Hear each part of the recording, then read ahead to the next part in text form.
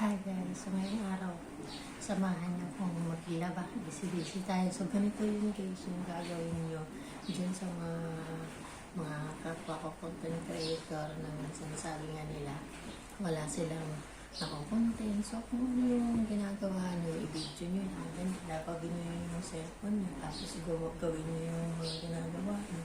Lalo na kung may mga ads online na kayo or ads, stream ads na kayo. So hindi niyo kailangan ng sayo-sayo kung ano man. Ako ganun yung ginagawa ko guys. Kung ano yung nakikita niyo sa akin na mga content ko, yung talaga yung mga ginagawa ko. Ano naman yung movement. Minsan mo sumasaya ako kasi naboboring ako. Tsaka trip ko lang kahit wala akong talent. So, kung ano yung nagpapasaya sa akin, yung ginagawa ko at sinishare ko lang yun sa inyo. Kung ayaw nila, problema nyo na yun. Basta ako, nagdadrama ako, hindi ibig sabihin nun may problema ako. Gusto ko lang talaga yun. Nagustuhan ko yung acting, nagustuhan ko yung emotion, at gusto kong i-challenge yung sarili ko na gawin yung ganung bagay. Kung kaya ko din, minsan talagang nahirapan ako yung umiyak on the spot. Kailangan ko pa talagang mag-isip ng matinding emosyon, ano ba yung nagpapayak sa akin, yung mga ganun. So, kaya ako minsan nakikita niyo may mga acting ako na umiiyak talaga ng totoo. Kasi kailangan ko talagang sabi nga ganun talaga yung pag-artista ka. Kailangan mo talagang may sinasabi sila doon yung parang ilagay yung sarili mo doon sa karakter na gusto mong i-portrait para yung emotion may labas mo. So, yun lang, paliwanag ko lang guys. So, ngayong araw yung maglalaba ako kasi maya magluluto ko ng isda. So, mga alamon. So, ayan, hahanwas ako guys. Ganito yung ginagawa ko. Kasi minsan yung mga pot, nilalagay ko doon sa washing. Pag nilalabang ko yung itim, yung himulmol na pupunta. So, magkakamay tayo. Wala dito, pinggan. Wala dito batcha, mga gan. Kaya sa lababo, kaya kadalasan basa yung ano ko, yung katawan ko. So, maglalabas tayo guys. Yun nga, sa mga wala, minsan naririnig ko, wala akong may content.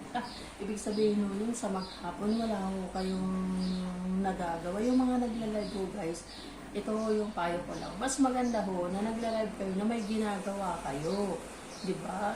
Kasi kung hindi naman ho bawal sa inyo yung mag-cellphone habang nagtatrabaho kayo, i-live nyo. Tapos, pwede nyo nalang lagyan nyo ng capture doon sa title nyo. Diba? Kasi, hindi nyo naman malalagyan ng capture sa loob ng video kasi live nga siya. So, malalagyan nyo ng capture doon sa live. Bago nyo i-post, maglalagay kayo working time, hindi ako makakapagsalita. So, ano lang, silip-silip lang kayo. So, ganun.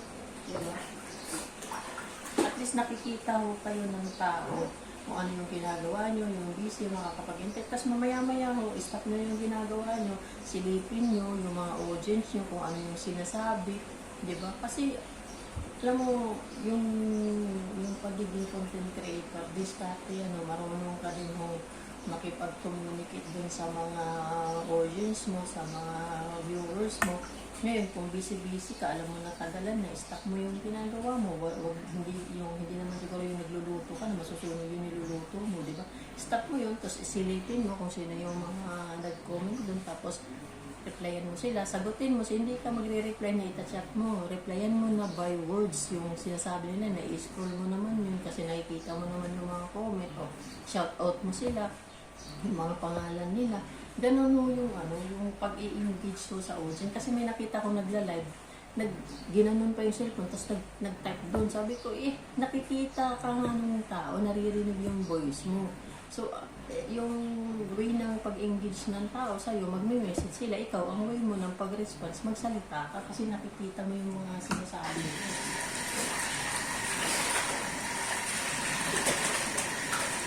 Hindi ako makapag-live dito guys kasi nasa tulog na ako, nasa laundry. So, ang ginagawa ko, nagre-record ako. Yan, pwede ko i-edit. Pero minsan kasi, tinatamad na akong mag-edit. Kasi napupuno yung memory ko. So, post na lang tayo guys para hindi tayo Hindi sayang ng oras.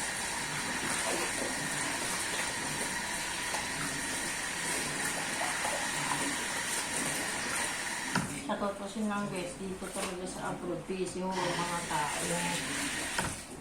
Kaya natutuwa ho ako sa mga kapwa ko creator na OFW. Napaka-busy ho nila pero nakakagawa ho sila ng mga content. To the point na bawal ho talaga kami humawak ng cellphone. Hindi ho lahat na allowed talaga yun. So ibig sabihin sinisikreto ho nila yung tinatago nila. Pag wala yung mga amo namin o katulad ko, tagtatago sa CR o kung saan man na hindi makikita. Yung mga gano'n. Kayo pa ba na nandyan kayo sa Pilipinas? Wala akong magsasabi sa inyo kung ano yung, uy, bawal yan. Okay, kung nasa bahay kayo, kung nasan man ho kayo. Anytime pwede kayong humawak ng cellphone. Kaya sabi nga nila, pwede yung madaling pagkakitaan, pwede yung pagkakitaan. Maglaan lang ho talaga kayo ng time at effort sa gagawin niyo.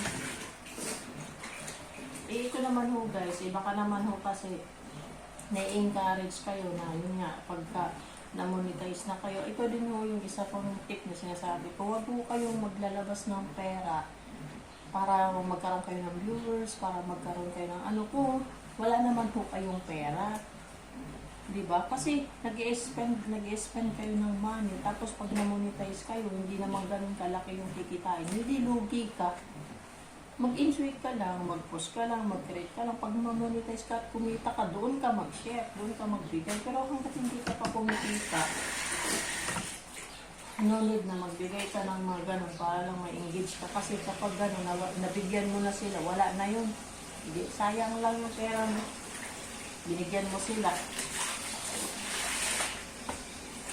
Kung talagang totoong nagsusupport sila sa'yo, bigyan mo o hindi, nandyan sila. Ako sa tutusin lang guys, sa akin, sa mga team hopeful dyan, sa mga taong natulungan ko na mga ganyan. Wala akong nakukuha sa inyo. Turuan ko kayo, advisean ko kayo. Wala naman akong nakukuha na gano'n na kailangan kung suportahan niyo ako. Salamat, magsusupport din po ako sa inyo. Kahit na yung ibang nakikita kong dumadan sa una, nag-resign yung suporta ako, mag-return back man sila o hindi, okay lang, masaya na ako doon na nag-support ako sa kanila. Ang ibig ko lang sabihin, kung talagang ang tao gusto kang suportahan, may makuha o wala, susuportahan ka. Ayan guys, 7 minutes na naman tayo guys.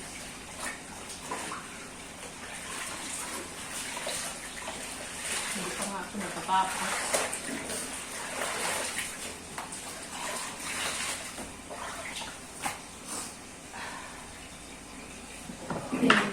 Namin sa bukas para sa regular.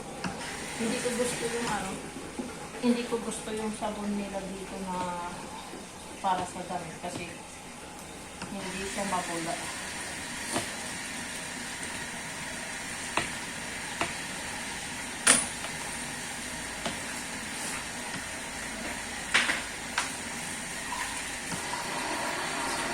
Ayan guys, bye guys. Mamaya ulit kasi hindi ko na, kailangan ko nang edit pag sumobra ng 10 minutes, hindi na siya na-focus. So, bye guys. Mamaya makikita kami nung kababayan ko dito guys. Naglaan ako ng mga ibibigay ko sa kanya na nakuha ko sa NASPA. Tapos magluluto kami ng isda. So, titingnan ko kung marami yung ibibigay ng nanay ko. Bibigyan ko siya ng pagkain. Kasi hindi nga daw siya marunong palang guys magluto. Yung kababayan ko dito, hindi daw siya marunong magluto.